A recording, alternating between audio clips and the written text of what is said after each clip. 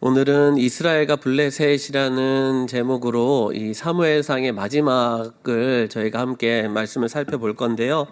29장부터 31장의 내용입니다.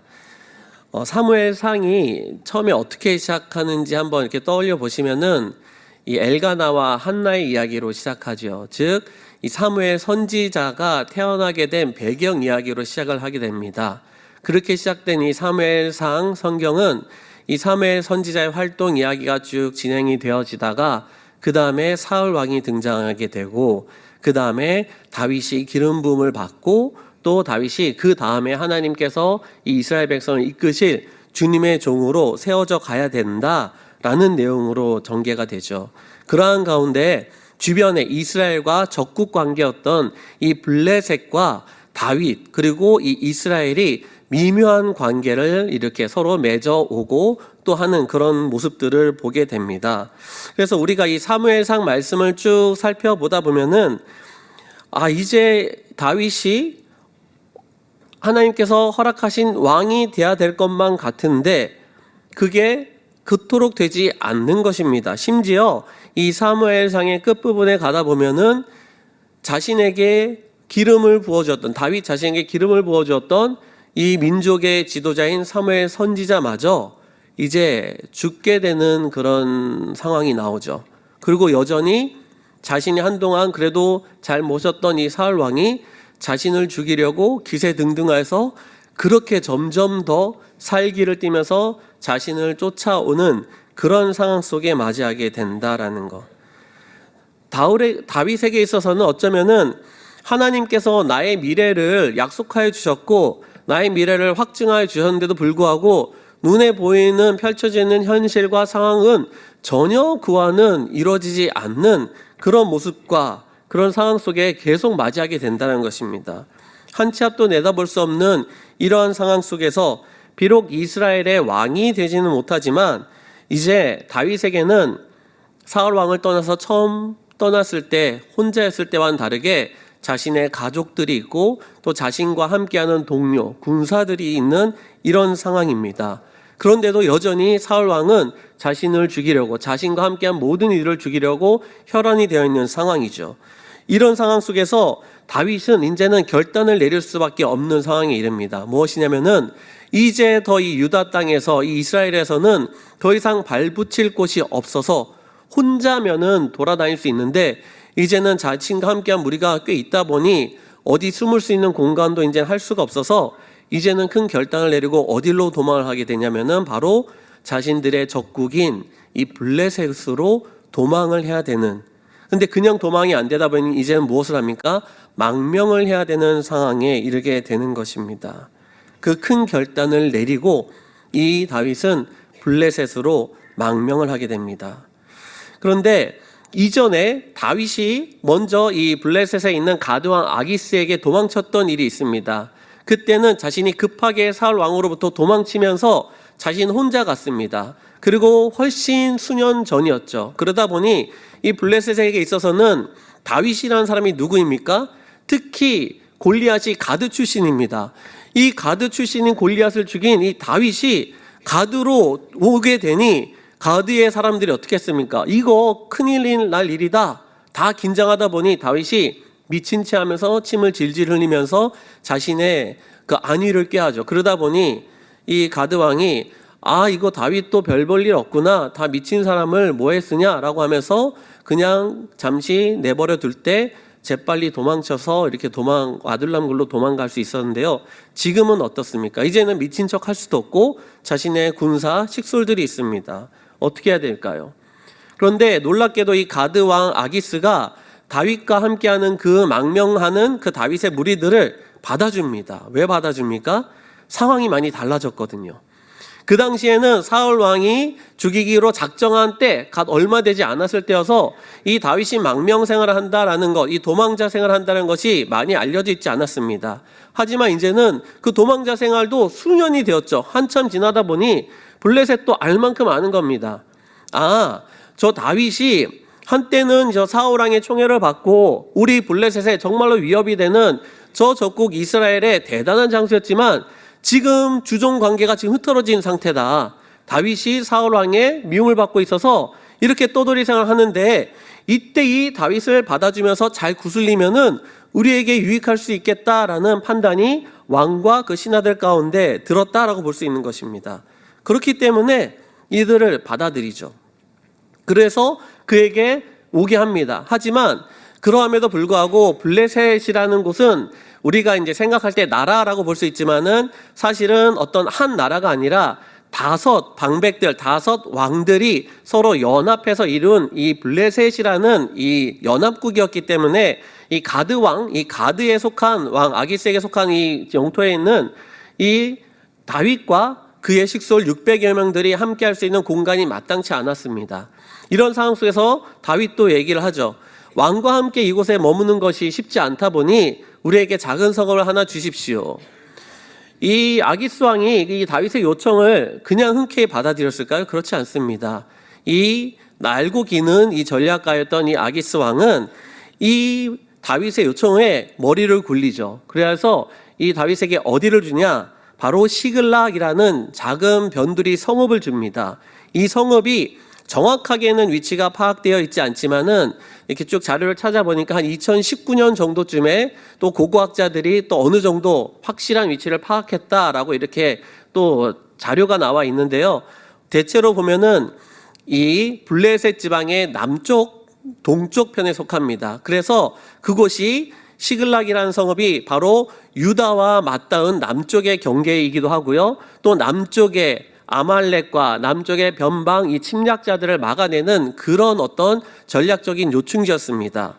그래서 이 아기스 왕은 다윗으로 하여금 그 시글락 성을 딱 방어하게 함으로 말미암아서 유다 백성들이 남쪽에서 쳐들어올 때는 이 다윗으로 하여금 자신의 민족을 막아내게 하는 것이고, 또 남쪽에서 이 약탈자 무리들이 올라올 때는 다윗으로 하여금 그들을 막아내게 하는 일종의 EEJ의 이 병법을 쓴 거죠. 오랑캐로 오랑캐를 막아내는. 그러니까 이 다윗에게 있어서는 참으로 쉽지 않은 상황 속에서 여전히 그 블레셋에서 적국과 동거하게 된 상황이었다라는 것입니다. 그런데 다윗이 그곳에 자신의 성읍을 얻었다라고 해서 그대로 그냥 편안하게 안주할 수는 없었던 것이죠. 왜입니까? 늘 아기스 왕의 눈총이 있고 사울 왕의 그 죽음의 위험으로부터 벗어났다라고 하지만 아기스 왕의 마음을 사했기 때문에 이 다윗과 그의 용사들은 계속 전투를 나갑니다. 나가면서 구슬과 기르스, 아멜렉 사람들을 공략하고 그들에게서 취득한 이 전리품들을 아기스 왕에게 갖다 바치죠. 그런데 놀라운 것이 아기스 왕이 흡족해 하면서도 이 다윗에게 확인을 합니다. 사무엘상 27장 10절 말씀에 보면 이렇게 아기스가 묻죠. 아기스가 이르되 너희가 오늘은 누구를 침노하였느냐 하니.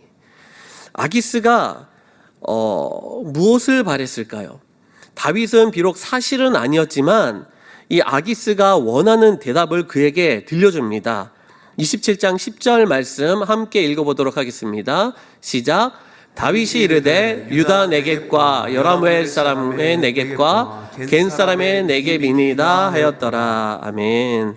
네겝은 네겝이라는 이 히브리어 단어로 이 황무지를 뜻합니다.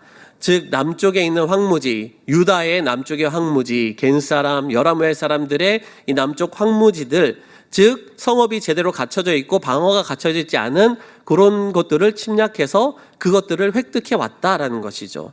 여기에 유다의 네겝이라는 것이 포함되어 있습니다. 즉 무엇입니까?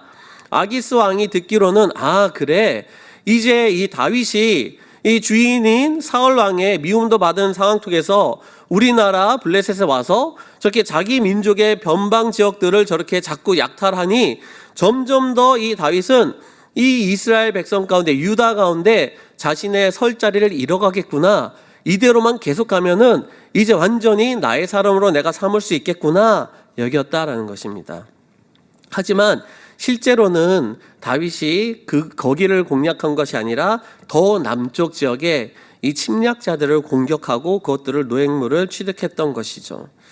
그래서 아기스는 27장 12절에 보면은 이렇게 얘기하고 있습니다. 아기스가 다윗을 믿고 말하기를 다윗이 자기 백성 이스라엘에게 심히 미움을 받게 되었으니 그는 영원히 내 부하가 되리라 생각하니라.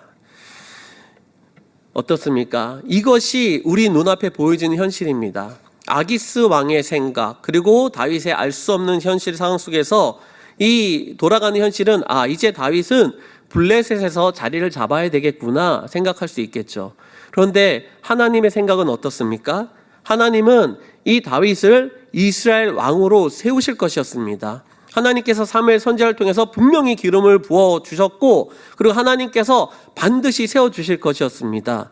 지금 눈앞에 보이는 현실은 그렇지 않지만 수년간을 하나님의 뜻이 전혀 이루어지지 않는 것 같아 보이지만 하나님은 그 약속을 지키실 것이거든요. 그런데 그런 다윗이 자기 백성을 침략하고 하면은 그것이 어떻게 되겠습니까? 하나님께서는 하나님의 계획을 우리 눈에 보이지 않지만 도도하게 역사 가운데서 이뤄가고 계신 중이었습니다. 그러던 와중에 블레셋과 이스라엘 가운데 전쟁이 일어나게 되죠. 아기스 왕은 다윗으로 하여금 자신의 호위 부대를 삼게 합니다. 하지만 전장에 나가자 다른 블레셋 방백들이 이를 반겨하지 않죠. 사무엘상 29장 3절 말씀 보면 오늘 본문 말씀인데요, 이렇게 얘기합니다. 블레셋 사람들의 방백들이 이르되 이브리 사람들이 무엇을 하려 하느냐 하니, 즉 아기스 왕은 다윗을 대신해서 열심히 변호를 합니다. 내가 이들로부터 흠을 잡지 못했다. 비록 성경에 나와 있지 않지만 한 10여 년이 흘렀습니다. 다윗이 그렇게 골리앗을 죽였고 우리에게 정말로 위험한 적군의 장수였지만 이제 시간이 많이 흘렀다. 이 정도 됐으면은 다들 이제 시간이 흐르면서 기억도 희미해지고 이제는 괜찮지 않겠냐. 나와 함께 하면서 내가 이 다윗도 확인을 하였다라고 했음에도 불구하고 이 방백들이 어떻게 얘기합니까? 4절 말씀에 그가 그렇게 얘기하죠. 이 블레셋 사람의 방백들이 그에게 노한지라 블레셋 방백들이 그에게 이르되 이 사람을 돌려보내어 왕이 그에게 정하신 그 처소로 돌아가게 하소서. 그는 우리와 함께 싸움에 내려가지 못하리니 그가 전쟁에서 우리의 대적이 될까 하나이다. 그가 무엇으로 그 주와 다시 화합하리이까? 이 사람들의 머리로 하지 아니하겠나이까? 무엇입니까? 비록 지금 다윗이 이렇게 당신 아기스 왕의 눈에 들도록 이렇게 지내오긴 했지만 그 사람 결국은 우리 블레셋 사람 아니라 유다 사람입니다. 그가 지금 본국에서 그렇게 미움을 받은 상황을, 이것을 개선시킬 방법이 무엇이 있겠습니까? 바로 이렇게 함께 서로 공격할 때에 우리 측 편에서 그렇게 우리 사람들을 배반하여서 목을 싹 다 베어가지고 자신의 본국에로 돌아가면은 자신이 미움받던 것들이 다 해결되지 않겠냐라고 생각하는 겁니다. 그렇기 때문에 우리는 다윗을 믿을 수 없다라고 얘기를 하는 것이죠. 그러나 사실 다윗에게는 그러한 계획이 성경에 나와 있지 않지만은 없었습니다. 아기스 왕에게 열심으로 다할 생각이 있었죠.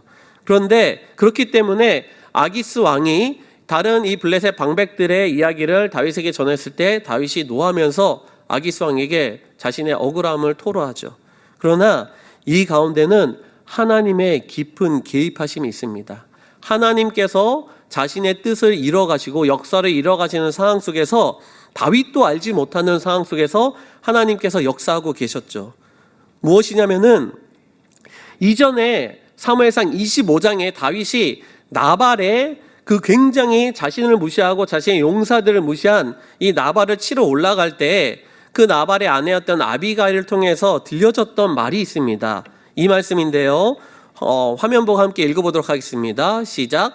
여호와께서 내 주에 대하여 하신 말씀대로 모든 선을 내 주에게 행하사 내 주를 이스라엘의 지도자로 세우실 때에 내 주께서 무죄한 피를 흘리셨다든지 내 주께서 친히 보복하셨다든지 함으로 말미암아 슬퍼하실 것도 없고 내 주의 마음에 걸리는 것도 없으시리니. 무슨 말씀입니까?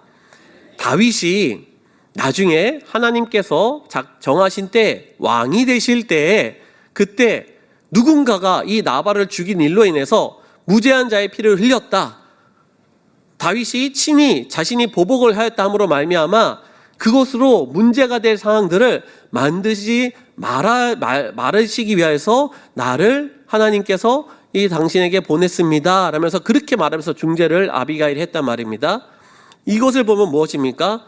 만약에 다윗이 지금 블레셋과 이스라엘 전쟁 가운데 이 블레셋 진영 측으로 나가서 이스라엘과 싸워서 전쟁에 승리하고 큰 공을 거뒀다라고 한다면은 나중에 이스라엘로 다시 되돌아가서 이스라엘의 왕이 될 때 얼마나 큰 흠이 되고 이 불리한 요소가 되겠냐 말입니다. 이 다윗이 비록 사울 왕에 쫓겨다니긴 했지만 과거의 전력에 이렇게 블레셋 편에 서서 우리나라 백성들을 죽인 전력이 있어 라고 하면은 그것이 결코 이게 쉽지 않은 상황입니다. 하나님께서는 그 모든 상황들 속에서 이런 것들을 하나님께서 다 운영해 가셨다라고 우리는 믿을 수 있는 것입니다. 또한 더 중요한 것은 그렇게 전쟁에 나가지 못하도록 막으셨을 뿐만 아니라 지금 무엇입니까? 다윗은 알지 못하지만 우리가 쭉 성경을 읽고 또 그 공과 내용을 살펴보면은 알다시피 지금 이 다윗이 전쟁에 출정한 상황 속에 자신이 함께 있는 이 시글랍 성읍에는 지금 약탈당하고 있는 중이었습니다. 약탈당하고 있는 중이었기 때문에 하루빨리 되돌아가야 되는 상황인데 그것을 전혀 모르고 있었죠. 그런데 하나님께서는 그 아기스 왕의 그 생각과 말과 입을 통하여서 그 다윗을 하여금 재빨리 자신의 그 성읍으로 되돌아가게 하죠. 29장 10절 말씀입니다. 그런즉 너는 너와 함께 올라온 내 주의 신하들과 더불어 새벽에 일어나라. 너희는 새벽에 일어나서 발거든 곧 떠나라 하니라. 하나님께서 계속적으로 다윗이 모르는 상황 속에서 또 적국인 블레셋과의 그런 관계 속에 있는 가운데서도 하나님은 하나님의 일을 이뤄가고 계셨다라는 것입니다. 다윗이 아말렉들을 침략을 했었습니다. 그러다 보니 아말렉 족속이 이 블레셋이 전쟁 간다는 소식을 듣고 그 빈집털이를 한 거죠. 비어있는 이 시글랍 성읍을 쳐들어와서 그 모든 것들을 싹 다 앗아가 버렸습니다. 놀라운 것은 이 다윗이 그 전장을 떠나서 시글락까지 돌아오는 데 걸린 시간이 사흘이다라고 성경은 말하고 있습니다. 즉 돌아오는 데만 3일이 걸렸기 때문에 거기까지 가는 시간까지 포함하면은 최소한 6일 이상은 이 성읍이 비어있는 상황이었다라고 볼 수 있죠. 그런 상황 속에서 되돌아왔습니다. 와서 보니 어떻게 됩니까? 성읍이 완전히 다 초토화되어 있고 모든 사람들이 다 사로잡혀간 상황인 것이죠. 하나님께서 왜 그렇게 급히 돌려보내셨느냐? 시간도 시간이지만 전쟁에 참여하는 것도 참여한 거지만 전쟁에 참여한다 그러면은 멀쩡한 용사들이 어디 있겠습니까? 최소한 지치고 아니면 전쟁 중에 부상을 당하고 또 여러 가지 죽임도 당할 수 있는 상황인데 그 전쟁을 참여하고 돌아오게 된다고 하면은 6일은커녕 10일, 20일 언제 될지 모르고 또 돌아온 용사들이 다 멀쩡한 상태도 아닌 상태여서 뭔가도 할 수 없는 상황 속이었는데 빨리 돌아가게 함으로 말미암아 하나님께서 그 다음을 준비할 수 있게 하신 것이죠. 하지만 그럼에도 불구하고 부하들이 흥분을 가라앉지 못합니다. 사무엘상 30장 6절 말씀에 보면은 백성들이 자녀들 때문에 마음이 슬퍼서 다윗을 돌로 치자 합니다. 너무나 흥분하여서 그동안 자신이 그렇게 잘 모셨던 자신의 이 왕인데도 자신의 리더인데도 불구하고 다윗을 돌로 치자고 합니다. 더 놀라운 것은 다윗조차도 이 상황을 어찌할 수 없는 상황이었다는 것입니다. 30장 6절 하반절에 보면은 다윗이 크게 다급하였으나 라고 말합니다. 다윗조차도 어찌할 바를 몰랐습니다. 왜 그렇습니까? 부하들, 함께한 사람들의 가족들도 마찬가지지만 다윗 자신도 자신의 아내들을 잃었고 자신의 자녀들을 잃은 상황입니다. 자기 자신도 감당할 수 없는 상황인데 부하들이 돌로 나를 치자고 하니 어떻게 보면은 그래, 내가 리더로서 내가 잘못했지. 그래, 나를 마음껏 비난하고 나를 마음껏 그냥 욕하고 하십시오라 하면서 낭망하고 좌절하고 손을 늘어뜨리고 내려놓을 수 있는 그런 상황이었단 말입니다. 그런데 30장 6절에 보면은 다윗이 크게 다급하였으나 어떻게 그 다음에 되어 있습니까? 그의 하나님 여호와를 힘입고 용기를 얻었더라 라고 말하고 있습니다. 이것은 하나님께서 주신 전적인 은혜입니다. 다윗이 여호와를 힘입고 라는 것은 그 다급한 상황이었지만은 끝까지 무엇만은 포기하지 않았다? 하나님을 생각하고 하나님을 의지하는 것만은 포기하지 않았다라는 것입니다. 그러할 때 하나님께서 그 마음을 보시고 하나님께서 그 심령 가운데 용기를 불어넣어 주시는 것이죠. 그 용기를 불어넣어서 아니 여기서 내가 이대로 놓을 것이 아니지 라고 그 마음을 얻게 되는 것입니다. 사랑하는 성도님들, 우리가 이런 자세가 굉장히 중요합니다. 우리가 때로는 내 앞에 펼쳐진 상황이 나로 하여금 모든 것들을 다 내려놓게 낙담하게 할 때에 우리가 무엇을 생각해야 됩니까? 하나님을 생각해야 됩니다. 하나님이라면 뭔가 해주실 수 있겠지, 하나님이라면 뭔가를 이뤄주시겠지라고 하면은 하나님께서 용기를 주십니다. 힘을 주십니다. 자, 그렇게 용기와 힘을 주셨을 때 어떻게 합니까? 우리가 여기서 함정에 진짜 빠지지 말아야 되는데요, 사울 왕이 했던 함정과 같은 것입니다. 하나님께서 용기를 주셨으니 당장 내가 달려나가자, 당장 내 힘으로 뭔가 해보자, 당장 이 사람들을 내가 통솔해서 뭔가 하자라고 자신의 힘과 능력을 믿고 나아갈 수 있는데, 그 용기를 얻었을 때 다윗이 하는 것이 무엇입니까? 다윗이 하는 것은 다시 하나님께 묻는 일이었습니다. 8절 말씀에 보면은 다윗이 하나님께 묻는 장면이 나옵니다. 다 함께 읽도록 하겠습니다. 시작. 다윗이 여호와께 묻자와 이르되 내가 이 군대를 추격하면 따라잡겠나이까 하니 여호와께서 그에게 대답하시되 그를 쫓아가라. 내가 반드시 따라잡고 도로 찾으리라. 아멘. 아멘이십니까? 아멘. 이렇게 하나님께서 우리에게 응답을 주시면 얼마나 힘이 날까요?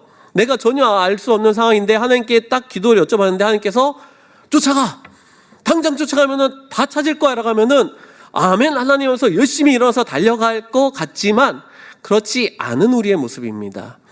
무엇이냐면은 하나님께서 내 귓가에 그렇게 음성으로 들려주시던, 강단에서 선포되어진 말씀을 통해서 들려주시던, 믿음의 동료를 통해서 성경을 읽는 가운데 또 심령 가운데 들려주시던, 중요한 것은 무엇이냐면은 저렇게 들려주신 내용이 중요한 것이 아니라 순종하고자 했던 다윗의 마음이 중요한 것입니다.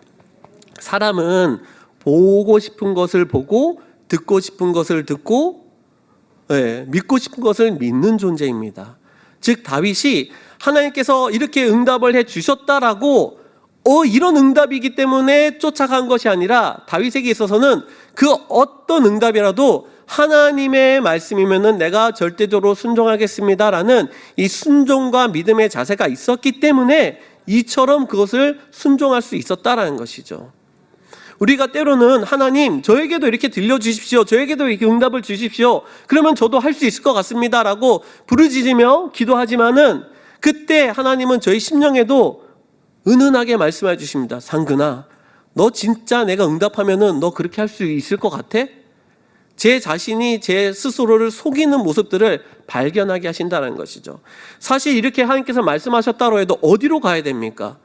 지금 아까도 말씀드렸듯이 6일, 7일 언제 됐을지 모르는 상황이고, 쫓아갔을 때 만약에 다 이미 가족들이 다 죽어있는 그 상황을 걱정하고 염려한다면은 차라리 쫓아가서 그 괴로운 걸 보느니 차라리 안 가는 게 나을 수도 있습니다.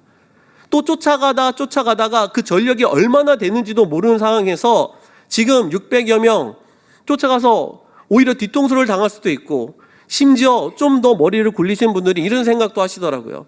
이 아말렉 족속들이 이렇게 앗아간 다음에 몰래 숨어 있다가 급하게 뒤쫓아 나오는 이들을 뒤에서 습격할 수도 있는 방법도 있다고. 이처럼 다양하게 알 수 없는 이 상황 속에서 다윗은 그 모든 것들을 고려하지 않고 하나님의 말씀은 내가 전적으로 따릅니다, 순종합니다 라는 마음으로 쫓아갔기 때문에 그들을 쫓아갔고 그를 다시 취하고 모든 것들을 되찾아올 수 있었다라는 것이죠.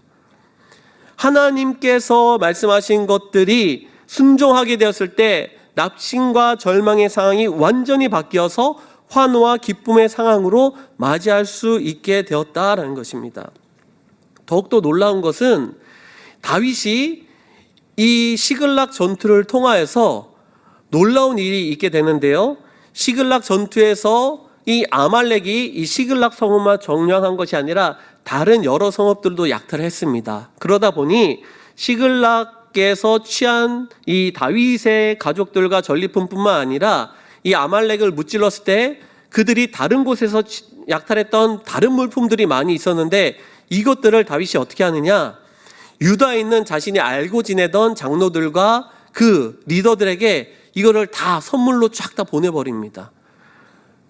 어떻게 되는 상황입니까?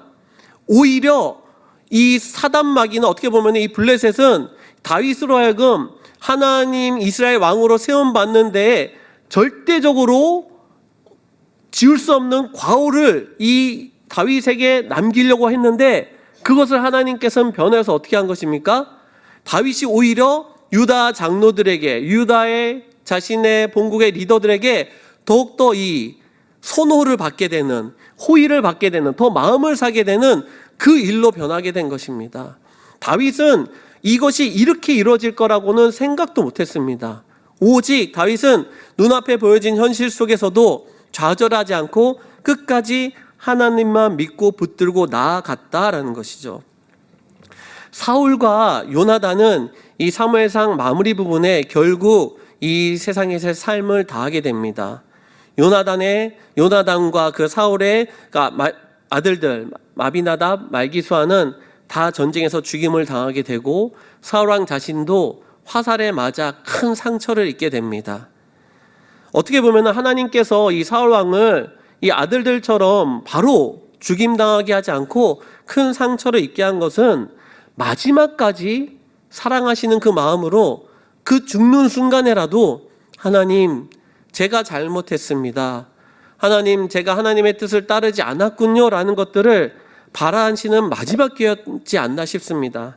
하지만 그 마지막 순간에서조차도 사울 왕은 저 블레셋 이방민들에게 치욕당하느니 내가 차라리 스스로 죽겠다 하고 스스로 자결하여서 자신의 생을 마감을 하죠. 그로 인하여서 어떻게 보면은 다윗은 자기 스스로 이 이스라엘 왕을